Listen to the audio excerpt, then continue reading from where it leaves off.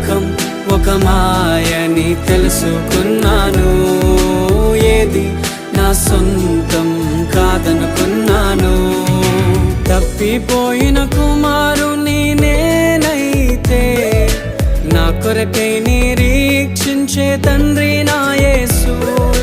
తప్పిపోయిన కుమారుని నేనైతే నా కొరకై నిరీక్షించే తండ్రి నా యేసు.